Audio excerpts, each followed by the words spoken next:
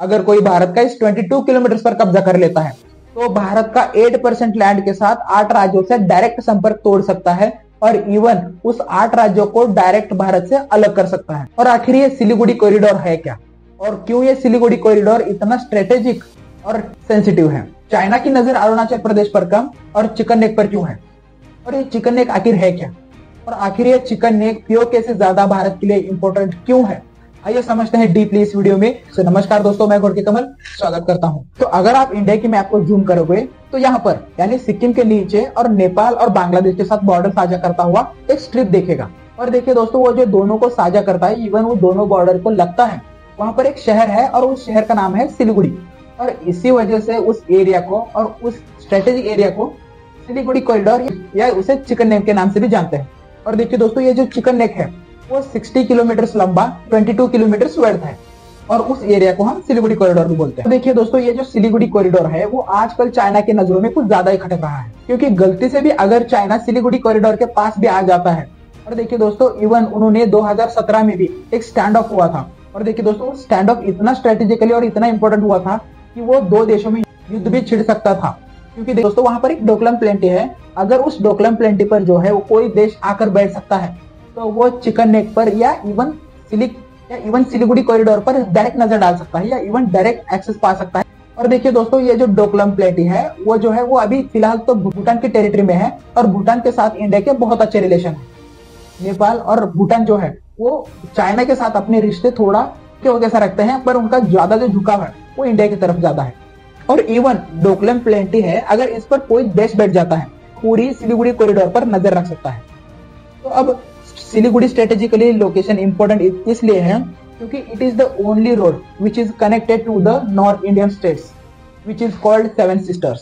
Suppose करिए अगर आपको मणिपुर जाना है बाय लैंड, और देखिए दोस्तों, अगर आपको मणिपुर जाना है तो this is the only road and only option to travel Manipur, otherwise you don't have any other access to go over.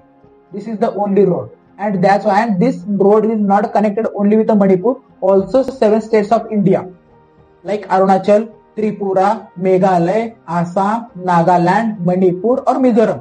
तो ऐसे टोटली 7 राज्य हैं जिसे हम 7 सिस्टर के नाम से भी जानते हैं। तो अगर कोई देश उस चिकन नेक या सिलीगुड़ी कॉरिडोर पर कब्जा डाल देता है तो वो 7 सिस्टर से डायरेक्ट संपर्क तोड़ सकता है। इवन वहां पर जो कि सप्लाई है वो भी बंद हो सकती है।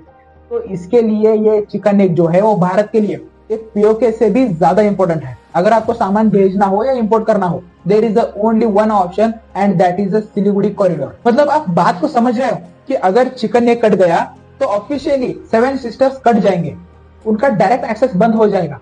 इवन वहां पर जो है वो चाइना, अगर चाइना चिकन नेक पर कब्जा कर देता है तो, और देखिए दोस्तों, चाइना जो है वो अरुणाचल प्रदेश को अपना पार्ट मानता है।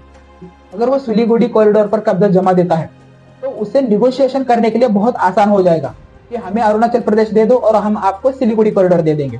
तो इसके लिए, और भारत यही नहीं चाहता, और इसलिए भारत ने भूटान और नेपाल में अपनी आर्मी रखा हुआ है और उन्हें टैकल करने के लिए। और देखिए दोस्तों, जो कि डोकलम प्लेंटी है वहां पर कोई भी आकर एक्सेस नहीं कर सकता। तो वो एरिया जो है वो नेशनल सिक्योरिटी के हिसाब से बहुत इंपॉर्टेंट पार्ट है। पर आप सोच रहे होंगे कि बांग्लादेश से एक ट्रेन का ट्रैक बना दिया जाए जो कि नॉर्थ ईस्ट को जोड़ता है। और देखिए दोस्तों, ये प्लान तब तक पॉसिबल था जब तक शेख हसीना की सरकार बांग्लादेश में स्टेबल था, क्योंकि अब जो सरकार है या मिनिस्टर है यूनुस का जो है वो चाइना की तरफ झुकाव कुछ ज्यादा है। तो इसकी वजह से भी अब के डेट में ये पॉसिबल नहीं है। और देखिए दोस्तों, वहां पर जो है एक डेमोक्रेसी की वजह से वहां की सरकार जो है वो चेंज होती रहती है।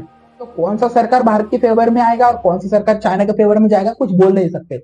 तो इसकी वजह से भी वहां पर इवन बांग्लादेश से ट्रेन का ट्रैक निकलना which is right now condition it is impossible, क्योंकि वहां पर प्रो चाइनीज गवर्नमेंट है। But we can not be rely only one route and we have to be find similar route which expand trade between north east India and central India.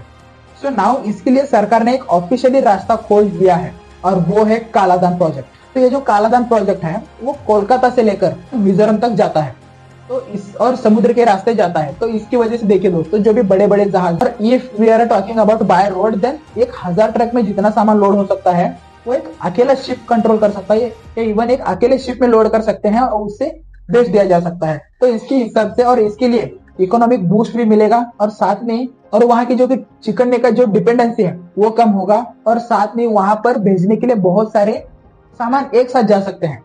तो इसकी वजह से भी उन्होंने कालादान प्रोजेक्ट स्टेब्लिश किया है। Kaladan project को इस मैप से समझिए कि ये रास्ता कैसा है। तो फिलहाल तो ये दो ही रास्ते हैं जिसे हमें नॉर्थ ईस्ट साइड का एक्सेस मिलता है।